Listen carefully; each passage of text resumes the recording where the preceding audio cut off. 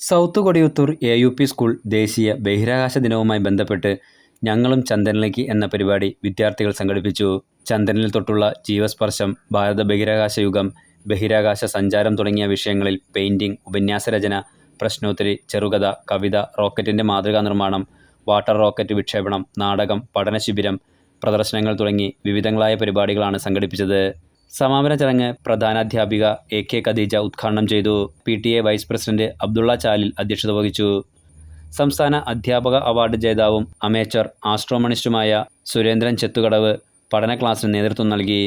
Naushad VV, Mujeeb Rahman PC, Muhammad കുട്ടി PP, Hasina V, CK Ahmed Basheer തുടങ്ങിയവർ സംസാരിച്ചു. KK സക്കരിയ, PT Saleem, Sreejith V, Shahul Hameed, Sabin PK, Shareena E, Muhammad O എന്നിവർ നേതൃത്വം നൽകി.